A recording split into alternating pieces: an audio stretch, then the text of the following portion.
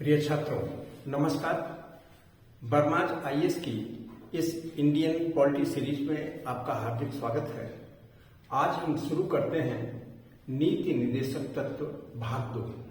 इसके अंतर्गत हम अनुच्छेद 41 से लेकर के अनुच्छेद 51 तक के बारे में समझेंगे कि किस प्रकार से अनुच्छेद 41 से लेकर के 51 तक के अनुच्छेद भारतीय संविधान की प्रस्तावना और किस प्रकार से भारतीय संविधान का जो आदर्श है अर्थात आर्थिक और सामाजिक जो लोकतंत्र है उसकी स्थापना के लिए ये अग्रसर करते हैं और यह किस प्रकार से अंतर्राष्ट्रीय भारत के अंतर्राष्ट्रीय दायित्वों के लिए भी जाने जाते हैं, जो कि अनुच्छेद 51 में दिया गया है।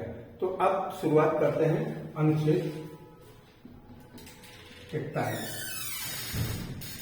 अनुच्छेद 41 में अगर आप यहां पर देखें तो एक बात आपको यहां पर समझना चाहिए कि कुछ दशाओं में शिक्षा, नंबर 1 शिक्षा और लोक सहायता पाने का अधिकार, यहां पर देखिए कुछ दशाओं में, यहां पर ये ध्यान दीजिए, कुछ दशाओं में ये क्या क्या चीज, नंबर 1 शिक्षा और नंबर 2 लोक सहायता,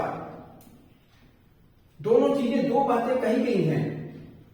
लोक सहायता पाने, शिक्षा पाने का अधिकार और लोक सहायता पाने का अधिकार कब है?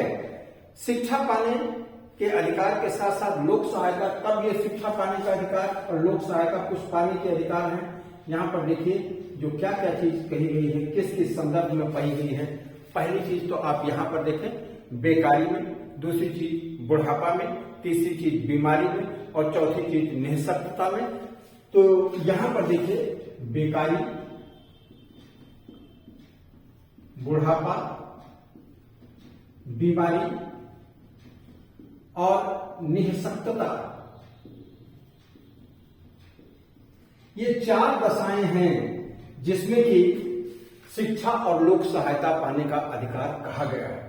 अब आप यह सोचते हैं कि बुढ़ा आदमी भैया क्या पढ़ेगा? बुढ़े आदमी की नहीं, बुढ़े आदमी का आश्रित तो है। अगर वो इस टाइप से परेशान है, गरीब है, नहीं कर सकता है, तो राज्य का दायित्व है कि वह इसके लिए कुछ कार्य करे। आप देखते हैं कि इसी चीज की बात हुई है कि अनुच्छेद 21 का डाला गया। आप यहां पर देखते हैं संविधान संशोधन के द्वारा पाने का अधिकार है निःशक्तता, और इसके बाद और भी दी गई है और अन्य अनर्हताएं, इसके अलावा अन्य अनर्हताएं, ये 4 का तो जिक्र किया गया है संविधान में। इस 4 के अलावा और भी बातें हैं, तो यहां पर आपको राज्य की ओर से सहायता पाने का अधिकार है। फिर उसके बाद आता है अनुच्छेद 42।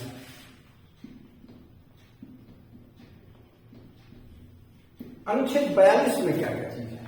अनुच्छेद 42 में काम की न्याय संगत और मानवोचित दशा, काम की 2 बातें कही। नंबर 1 न्याय संगत और दूसरी चीज कही गई है मानवोचित, मतलब किसी के से जो काम लिया जाए वो न्याय संगत होना चाहिए। ये नहीं कि उसके अनुरूप काम होना चाहिए, तभी तो न्याय संगत हुआ। और उसके काम करने की जो दशाएं होनी चाहिए वो होनी चाहिए जो कि किसी मनुष्य के लिए काम करने के लिए उचित दशा हो, और ये चीज है मानवोचित दशाएं। और इसी के साथ साथ जो इसकी दूसरी बात कही गई, एक बात ये हो गई और दूसरी चीज प्रसूति सहायता।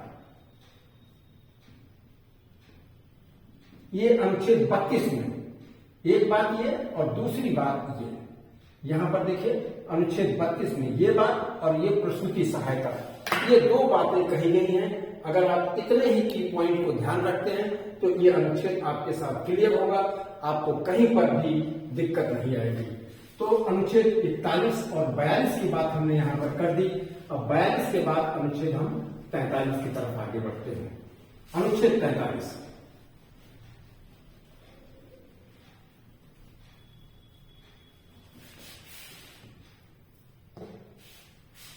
अनुच्छेद 43।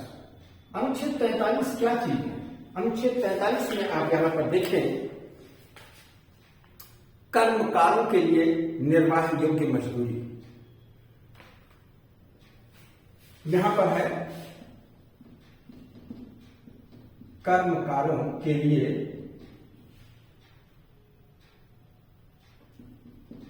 क्या चीज है? निर्वाह योग्य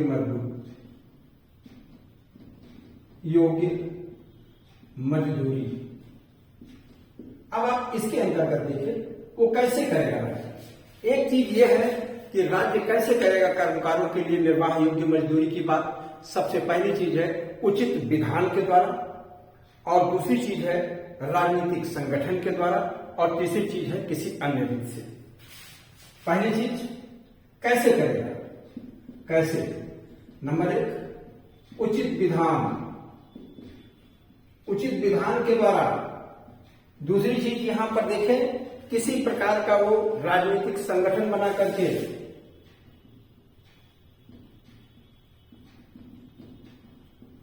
जैसे देखें, जैसे मजदूर यूनियन या और चीज ये बना करके जो यहां पर करें कि नहीं भाई हमको इतना मिलना ही चाहिए।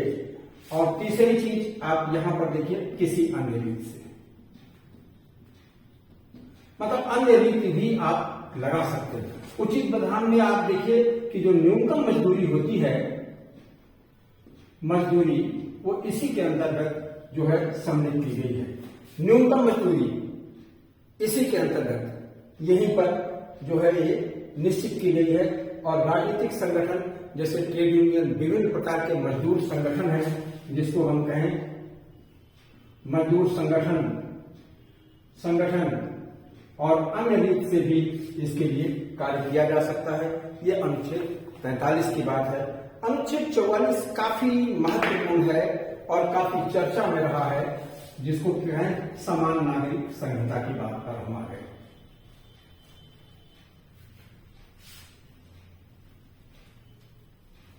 देखिए, हम यहां पर बात करते हैं अनुच्छेद 44, समान नागरिक संहिता।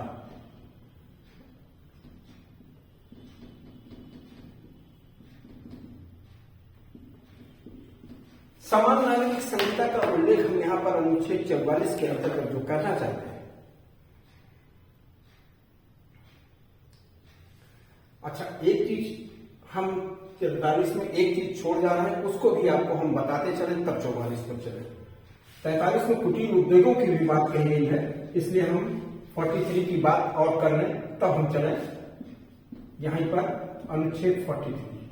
अनुच्छेद 43 में एक बात और कही गई है कि मजदूरों के जो निर्वाह ये मजदूरी की बात करते हैं, ये इनमें कौन कौन से आते हैं? कृषि मजदूर, और दूसरी चीज है उद्योग मजदूर या अन्य। ये भी ये आपके अनुच्छेद 43 के अंतर्गत ये कवर किए जाते हैं। और ये अच्छी मजदूरी पाए, इसके लिए विधान बनाने की बात है, जिसमें कि ये सामाजिक और सांस्कृतिक अवसरों का भी प्रयोग उठा सकेला, अर्थात इनको छुट्टी भी मिले। और फिर उसके बाद इसमें यह कहा गया है कि कुटीर उद्योगों की स्थापना, ये बहुत इंपॉर्टेंट चीज हमसे छूट जा रही थी। कुटीर उद्योग की स्थापना, ये अनुच्छेद 43 के अंतर्गत यह है। कुटीर उद्योगों की स्थापना ये कैसे? यानी निजी उपक्रम द्वारा, या दूसरी चीज है सहकारिता द्वारा, चाहे जैसे किया जाए। यानी कुटीर उद्योगों को बढ़ावा देना भी राज्य का दायित्व होगा। ये यहां पर आप देखें, ये अनुच्छेद 43 के अंतर्गत ये बात हमको यहां पर बतानी थी। अनुच्छेद 43 का है इसके बाद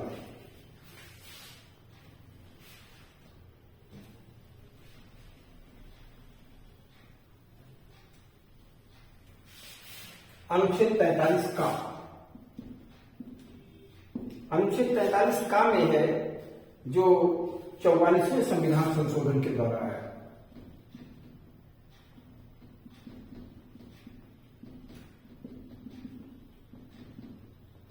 44वें संविधान संशोधन कब का है?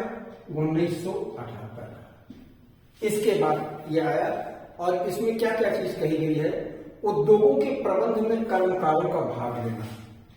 इसमें जो है बात उद्योगों के प्रबंध में कर्मकारों का भाग लेना। आप यहीं पर देखें, अनुच्छेद 43 जो है वो पूरा पूरा उद्योग और मजदूर कर्मकारों के हितों की बात कही गई है। और 43 का खा, ये जो बात आई है, यह सहकारी समितियां,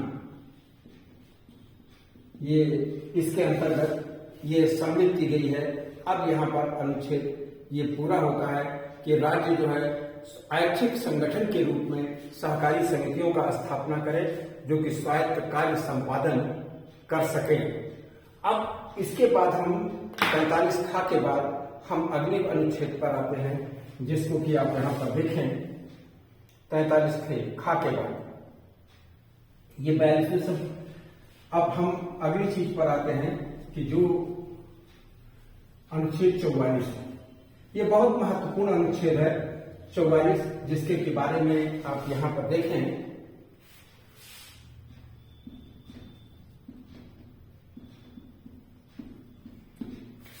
समान नागरिक संहिता।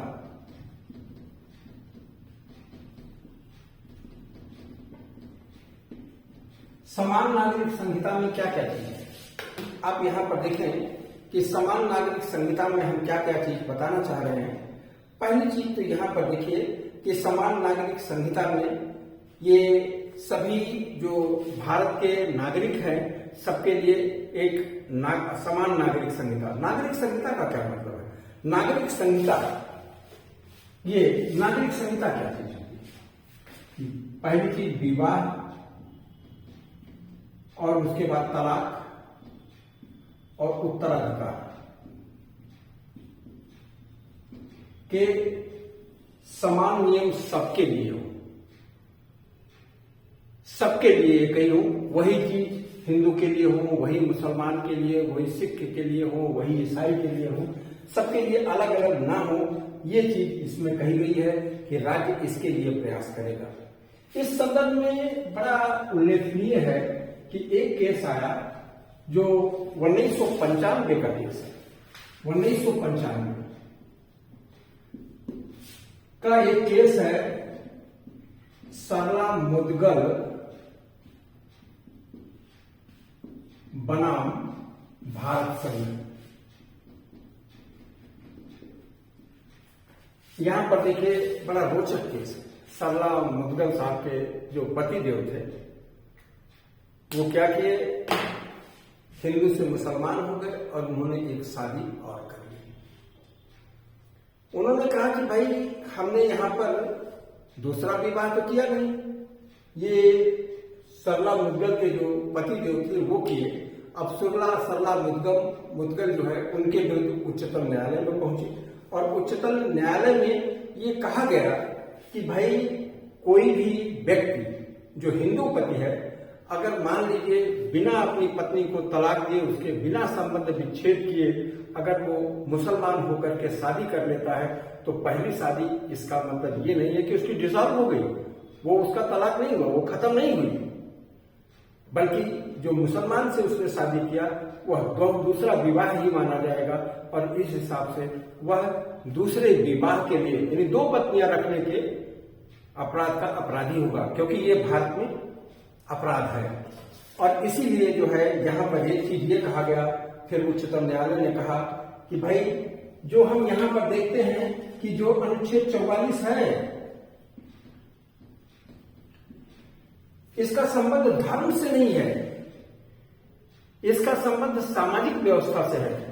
सामाजिक व्यवस्था और धार्मिक व्यवस्था, यहाँ पर दो बातें हैं। इस रूप में उच्चतम न्यायालय ने इसको स्वीकार किया और सरकार को यह निर्देश दिया कि इसके बारे में कुछ विशेष कार्य किया जाए, क्योंकि जहां तक हो सके इस सामाजिक व्यवस्था और सामाजिक संबंधों को उच्चतम न्यायालय ने ऐसा कहा कि व्यक्ति को ये चाहिए कि वह धार्मिक मामलों से इसको परे रखे, विवाह का मामला जो है यह सामाजिक संबंधों का मामला है, ना कि धार्मिक संबंधों का मामला है, ऐसा उच्चतम न्यायालय ने अपने निर्णयों में कहा। इसके बाद एक विशेष केस आया और उसमें जो सन 2006 में उच्चतम न्यायालय ने यह कहा कि भाई सभी विवाह जो है वो पंजीकृत होने चाहिए। इसी के अंतर्गत सभी विवाह 2006 में कहा कि सभी विवाह पंजीकृत होना चाहिए। और पंजीकृत क्यों होना चाहिए? क्योंकि इससे क्या होगा, सभी विवाह अनुच्छेद 44 के अंतर्गत ये कहा कि विवाह पंजीकृत होना चाहिए। पंजीकृत, इसके लिए उन्होंने 2-3 बातें कही। पहली बात तो ये कही कि बाल विवाह रुकेगा,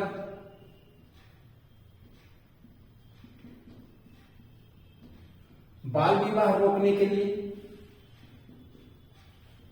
दूसरी चीज उन्होंने ये कही कि इससे जो होगा कि बहुविवाह रोकने के लिए। बहुविवाह में आप समझते हैं कि कोई व्यक्ति कई पत्नियां रखे या कोई जो महिला है वो कई पति रखे, तो दोनों चीज को पॉलीगैमी या पॉलीएंड्री के लिए भी रोका जा सकता है। और तीसरी चीज है महिला अधिकारों की सुरक्षा के लिए। महिला अधिकारों की सुरक्षा के अंतर्गत क्या चीज होती है, चाहे विधवाओं के उत्तराधिकार की बात हो, चाहे पुरुषों द्वारा अपनी पत्नियों को त्यागने की बात हो, इन सब चीजों से निपटा जा सकता है और उन्हें रोका जा सकता है। ये इसलिए ये अनुच्छेद यहाँ पर ये 44 में ये बातें कही गई। अब आप यहाँ पर देखिए ये अनुच्छेद 44 की ये सारी की सारी बातें जो है इस रूप में यहाँ पर न्यायालय के द्वारा ये कही गई। अब उसके बाद एक अलग सी चीज आती है जिसको कि कहते हैं अनुच्छेद 45। अनुच्छेद 45 में ज्यादा हम चर्चा नहीं करेंगे कि यहाँ पर जो बदल करके अनुच्छेद 45 जो नया अनुच्छेद 45 है वो किस रूप में आया है। नया अनुच्छेद 45 जो आपका है ये संविधान का 86वां संशोधन 2002 का है। अनुच्छेद 45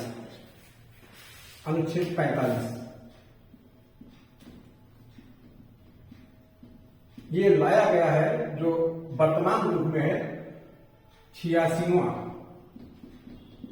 संविधान संशोधन 2006। इसकी बात कही गई। इसमें क्या चीज कहा गया है?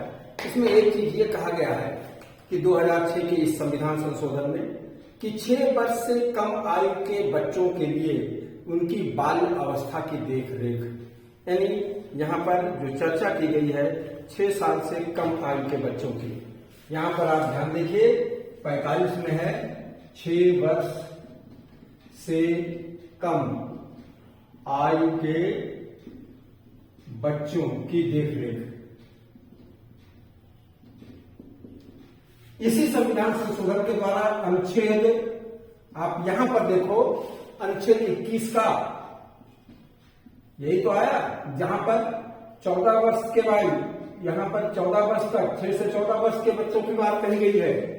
अब आप इसी चीज को देखिए, यही चीज अनुच्छेद 51 में कही गई है जो कि दायित्व में कही गई है 6 से 14 वर्ष की बात। यहाँ पर अगर इसी चीज के लिए देखें तो अनुच्छेद 6 वर्ष से कम के लिए जो आंगनबाड़ी की व्यवस्था है, आंगनबाड़ी यही तो है आंगनबाड़ी की व्यवस्था, इसी के अंतर्गत राज्य का दायित्व तो है, राज्य का दायित्व इसी के अंतर्गत आ जाता है।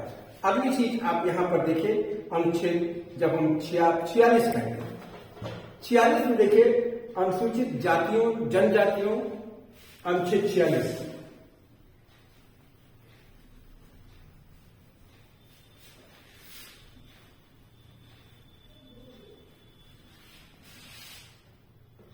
अनुच्छेद 46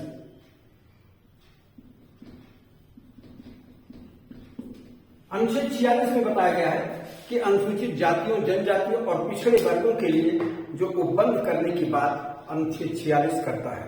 अनुच्छेद 46 में जो दुर्बल वर्ग हैं उनके अर्थ संबंधी हितों की अभिवृद्धि, उनके अर्थ संबंधी 46 में अनुसूचित जाति जनजाति जनजाति और अन्य दुर्बल वर्ग की क्या चीज कहा गया है? आर्थिक हित। आर्थिक हित के लिए बात इसमें कही गई है। किसमें? यहां पर देखिए, अनुसूचित जाति, जनजाति, अन्य दुर्बल वर्गों के लिए आर्थिक वृद्धि की बात कही गई है।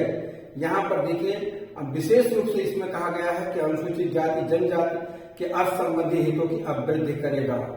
आपको हमने एक बार बताया था, जब अनुच्छेद हम 15(4) बता रहे थे, इसी को लागू करने के लिए 15(4) यानी आप यहां पर देखते हैं कि पहला संविधान संशोधन लागू किया गया था 1951 में। आप इस चीज को पाएंगे कि जो पहला संविधान संशोधन इसी को लागू करने के लिए किया गया था। और इसके बाद आप आते हैं अनुच्छेद 47।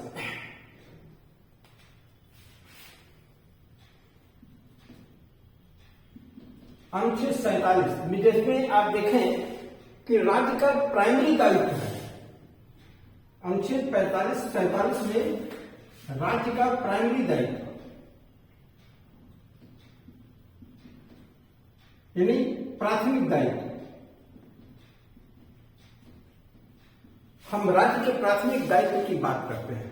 राज्य का प्राथमिक दायित्व क्या चीज है, आप यहां पर देखें। राज्य के प्राथमिक दायित्व में हम पहले चीज बताते हैं कि रक्षा क्या करना है, कि पोषाहार और जीवन स्तर और स्वास्थ्य। यहां पर पहली चीज आप यहां पर देखें प्राथमिक दायित्व में, जिसमें पोषाहार, जीवन स्तर और स्वास्थ्य। अब जितनी भी स्वास्थ्य के लिए योजना चले, वो सारी की सारी, या मिड डे मील चले, ये मिड डे मील ये चले, और जो स्वास्थ्य के लिए जो जगह जगह पर दवाइयां बांटी जाएं और ये सब चले, ये इसी के अंतर्गत है। जीवन स्तर ऊपर उठाना इनकी काम है। उसके बाद दूसरी चीज देखिए, मद्य निषेध। मद्य निषेध यानी हर प्रकार के नशा को रोकने का कार्य भी राज्य का दायित्व है, ऐसा अनुच्छेद 47 में बताया गया है। देख रहे हैं, पोषाहार और मद्य निषेध ये चीज है, ये इनके आर्थिक हित की बात है। हमने यहाँ पर जितनी बातें बताई हैं की पॉइंट, इतना ही आपको कर लेना है, बहुत रटना नहीं पड़ेगा चीजों को, और इसी से सारी चीजें आपकी क्लियर होती चली जाएंगी। फिर उसके बाद अनुच्छेद 48 में हम आते हैं।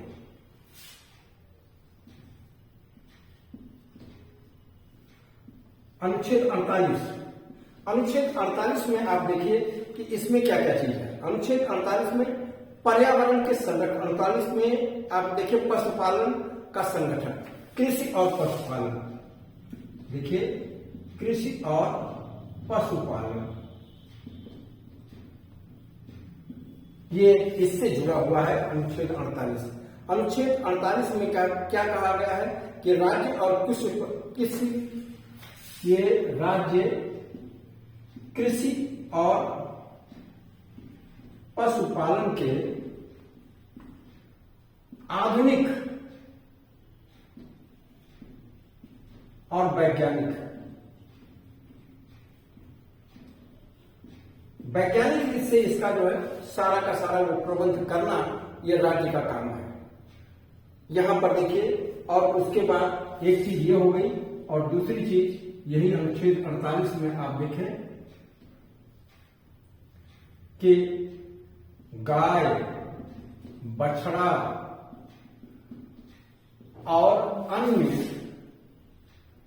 दुधारू पशु, इसके लिए आप यहां पर देखिए कि गाय, बछड़ा और अन्य दुधारू पशुओं के संरक्षण की बात कही गई है। संरक्षण की बात कहने का मतलब इनके वध का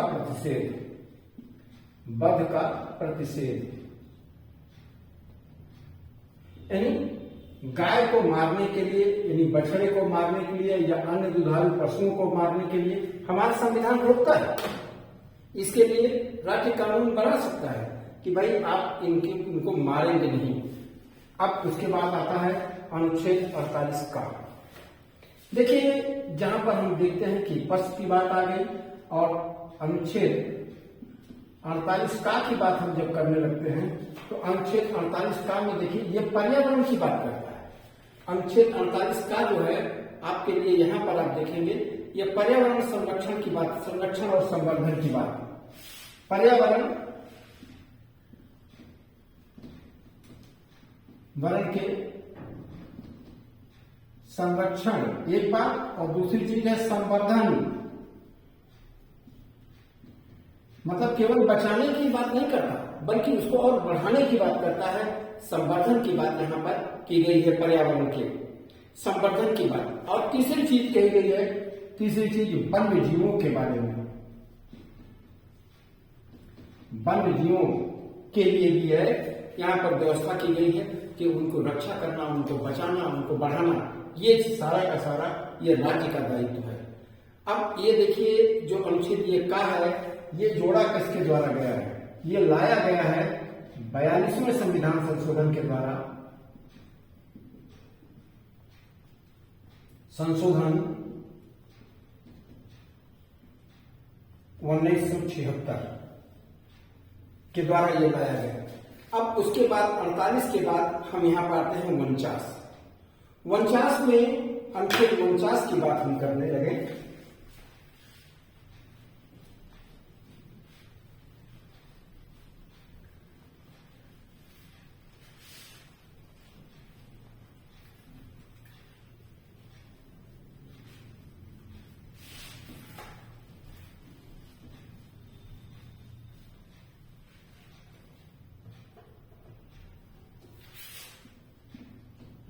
अनुच्छेद 49 हम 49 अनुच्छेद की बात करते हैं, राष्ट्रीय महत्व के स्मारकों की बात।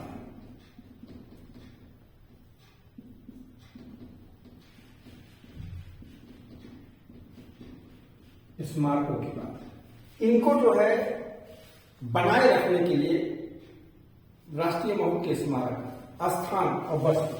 पहली चीज इसमें स्मारक की बात कही गई है, दूसरी चीज स्थान की बात कही गई है, तीसरी चीज वस्तु की बात कही गई है। इन तीनों चीजों को बचाना है, बनाए रखना है।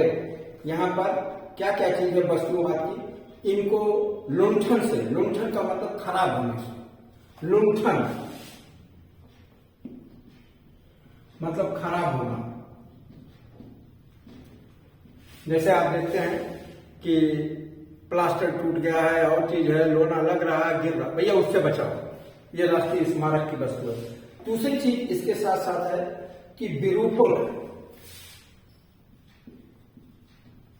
मतलब रूप खराब ना हो, विरूपण यानी उसका रूप ना बर्बाद हो, खराब हो, विरूपण। तीसरी चीज है विनाश, नष्ट होने से, मतलब पूरी तरीके से ध्वस्त हो गए, वो न होने पाए। अपसारण मतलब किसी तरीके से वो बर्बाद ना हो और निर्यात ना वो बाहर कहीं जाए। कहने का मतलब ना ही उसको बेच दिया जाए और कुछ हो जाए। राष्ट्रीय स्मारक के महत्व को, राष्ट्रीय महत्व के स्मारक इत्यादि को ऐसा नहीं किया जा सकता। ठीक है, अब उसके बाद आता है अनुच्छेद 50। अनुच्छेद 50 में बहुत बड़ी बात नहीं है, कार्यपालिका से न्यायपालिका के पृथक्करण की बात कही गई है।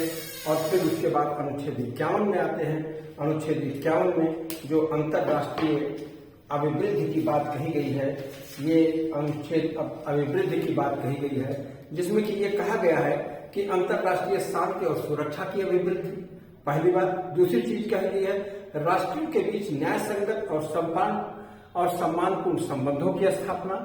और तीसरी बात यहाँ पर ये चीज कही है कि संगठित लोगों में एक दूसरे के व्यवहारों को अंतरराष्ट्रीय विधि और संधि बाध्यताओं के प्रति आदर बढ़ाने की बात कही गई है। और चौथी बात कही गई है अंतरराष्ट्रीय विवादों को मध्यस्थों के द्वारा निपटाने की बात कही गई है। तो ये सब चीजें जो है बड़ी डिटेल बातें हैं कि जैसे मध्यस्थन कोई बिचौलिया लेकर के हम अपने विवादों को शांतिपूर्वक ढंग से निपटाएं, ना कि लड़ाई झगड़ा करके निपटाएं। ये राष्ट्रों में भारत अपने अंतरराष्ट्रीय दायित्वों के लिए भी इस प्रकार की क्रियाओं की बात करता है। हम ये नित्य तत्व को यहीं पर पूरा कर रहे हैं और हम आप लोगों से, छात्र बंधुओं से ये चाहेंगे कि जहां पर भी आपको दिक्कत पड़ रही है या जो कुछ भी है, आप कमेंट में बॉक्स में लिखें। जो और कुछ हमसे पूछना चाहते हैं, समझना चाहते हैं, जानना चाहते हैं तो जानिए। इसके लिए आपको पूरा जो है मैं हक देता हूं कि आप लिखें, और चाहें तो फोन नंबर से सीधे भी पूछ सकते हैं। अगर कोई चीज प्रश्न है आपके दिमाग में, हम जरूर उसका उत्तर देंगे। धन्यवाद। अगले वीडियो में फिर मिलते हैं।